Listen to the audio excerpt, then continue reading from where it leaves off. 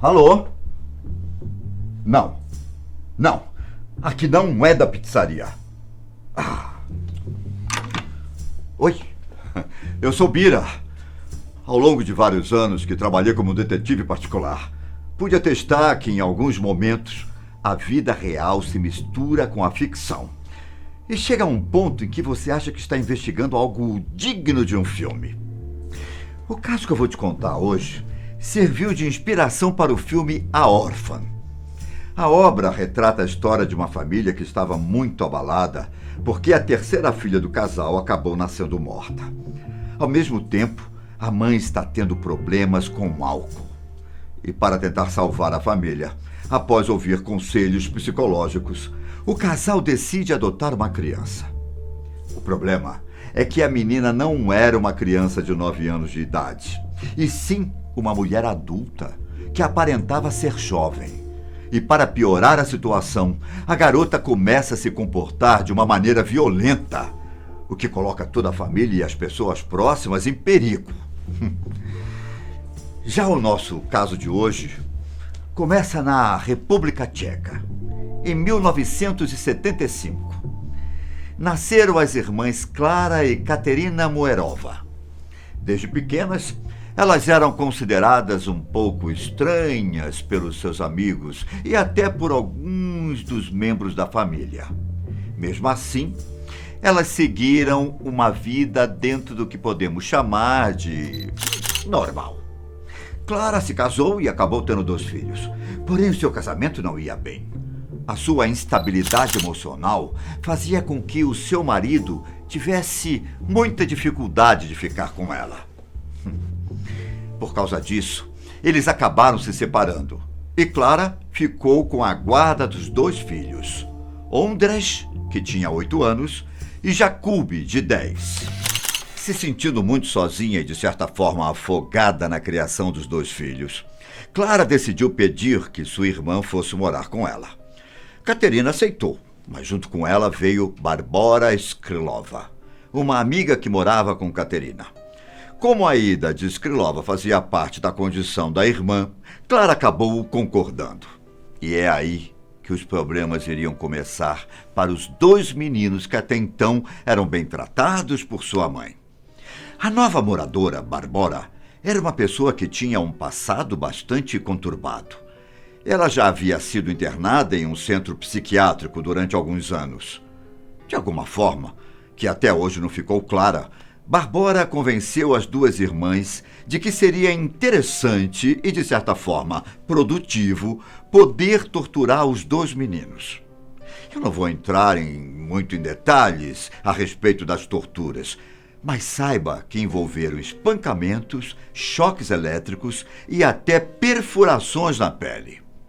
Mais tarde se descobriu que a tortura contra os garotos fazia parte de um processo ligado a uma seita religiosa da qual Barbora participava e que era chamada de Movimento Graal.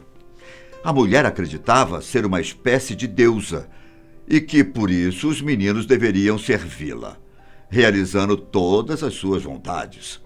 Ela acreditava que, de alguma forma, poderia rejuvenescer ainda mais ao torturar as crianças.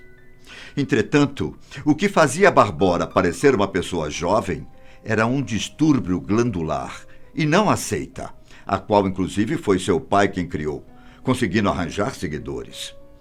A propósito, até hoje ele se encontra foragido. Na sequência, ficou decidido que as crianças seriam colocadas em uma jaula, da mesma forma que se faz com animais. E como você deve imaginar, a humilhação e os atos cruéis contra os 2 meninos só aumentavam com o passar dos dias. Para você ter noção, até parte dos braços e das pernas deles foram cortados com a prática de canibalismo. A única coisa que as mulheres ofereciam aos meninos era comida e água. Eles não tinham nem o direito de ir ao banheiro para realizarem as suas necessidades básicas. Portanto, eles eram obrigados a conviver com toda a sujeira que geralmente vai para o esgoto. Se tudo isso não bastasse, o desejo por controlar as crianças e fazer mal a elas continuava. E para poder vigiá-las de perto, ficou decidido que câmeras de monitoramento seriam colocadas para poder saber tudo o que se passava dentro da jaula onde os 2 meninos estavam presos. E foi essa a ideia, que até então parecia só piorar a vida dos garotos, que acabou salvando-os. Por força do destino, Deus, coincidência ou seja lá o que você acredita, a transmissão dessas câmeras começou a interferir em um aparelho de televisão da casa vizinha da de Clara. As torturas e tudo o que acontecia com os meninos era transmitido 24 horas por dia para essas pessoas. Por mais bizarro que pareça, os 2 vizinhos ainda não tinham entendido que eles acabaram esbarrando sem querer na transmissão do que acontecia a poucos metros dali. Inicialmente, eles pensaram que era algum tipo de reality show ou um programa de terror. Acredite ou não, levaram dias para os vizinhos perceberem que, por algum motivo, o sinal das câmeras de monitoramento foram parar em sua TV. Mas o momento em que eles se deram conta da realidade veio. E eles denunciaram tudo às autoridades. Exatamente no dia 10 de maio de 2017, a polícia finalmente invadiu a casa e conseguiu prender Clara e Caterina. Os sofrimentos dos 2 garotos havia terminado. Mas havia um problema.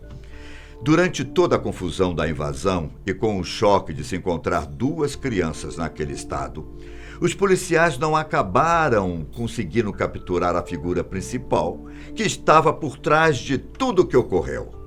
Barbora conseguiu escapar. Aí você deve estar se perguntando, como isso ocorreu? Eu já disse aqui que Barbora é uma mulher muito inteligente e que conseguia manipular as pessoas com uma grande facilidade. Quando os policiais invadiram a residência, ela novamente voltou a se passar por criança. No caso, ela contou às autoridades que se chamava Anica e que era uma filha adotiva de uma das irmãs. Como os policiais estavam ocupados tentando resolver a situação dos 2 meninos, eles nem notaram que a garotinha indefesa acabou saindo de mansinho da casa e sumiu da vista de todo mundo. Foi só quando a situação estava mais calma que eles se deram conta de que a garota sumiu e assim souberam que, na verdade, ela era uma mulher bastante perigosa. As buscas por Barbora começaram e foram se intensificando com o passar dos dias. E é aqui que eu entro nessa história. As autoridades queriam ajuda para saber para onde Barbora poderia ter ido. O problema é que ninguém dos meus contatos conseguia encontrar uma mulher que se disfarçava de uma garotinha indefesa. Barbora conseguiu fugir da República Tcheca e foi parar na Noruega. Lá, ela voltou a se disfarçar de jovem. Neste caso, ela afirmou ser um menino chamado Adam, um órfão de 13 anos de idade. Ela chegou até a raspar o cabelo para fazer com que sua história fosse para frente. E o pior de tudo é que a nova mentira contada por ela estava indo de vento em popa e lhe rendendo os novos frutos. Em 2018, ela vivia como um garoto que era considerado muito inteligente para sua idade. Tinha até arrumado uma nova família que não fazia ideia do seu passado. Porém, em janeiro, ela acabou sumindo, o que fez com que a polícia procurasse um menino desaparecido. Na verdade, ela tinha saído de Oslo e foi para o interior do país. Incrivelmente, autoridades norueguesas pediram minha consultoria sobre o caso do menino desaparecido.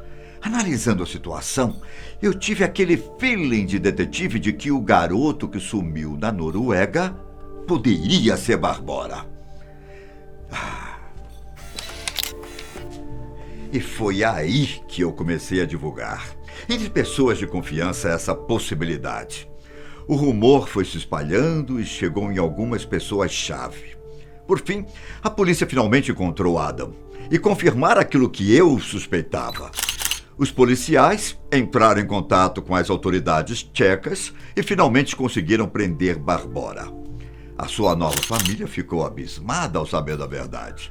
Depois que foi presa pelas autoridades norueguesas, Barbora foi extraditada para a República Tcheca para poder ser julgada pelos seus crimes. As duas irmãs também foram parar no tribunal e, durante o julgamento, chegaram a dizer que foram influenciadas por Barbora, alegando até que ela teria feito uma espécie de lavagem cerebral nelas. Lembra que eu falei do movimento Graal? O irmão de Barbora também participava dessa seita e sabia de tudo o que acontecia com os meninos, dando inclusive suporte e dicas de tortura via telefone. E por isso, ele acabou sendo condenado à prisão por 7 anos. Barbora foi condenada a 5 anos de prisão por ter torturado os meninos, além de ser obrigada a passar por um tratamento psiquiátrico. Já as irmãs Caterina e Clara pegaram 10 e 9 anos, respectivamente. Em 2012, Barbora foi libertada da prisão e foi colocada em situação condicional, onde existe uma certa vigilância por parte do Estado. Porém, atualmente, não se sabe onde ela está ou o que está fazendo. Algumas fontes afirmam que ela morreu, enquanto outras dizem que ela está por aí. E os garotos? Ambos estão bem. Possuem acompanhamento psicológico e vivem com os avós tentando superar tudo o que aconteceu e seguindo da melhor maneira possível as suas vidas. O caso de hoje vai chegando ao fim. E eu tenho um cliente novo que irá me render uma outra história. Um abraço e até a próxima. Alô? Não, não é do açougue. Ah!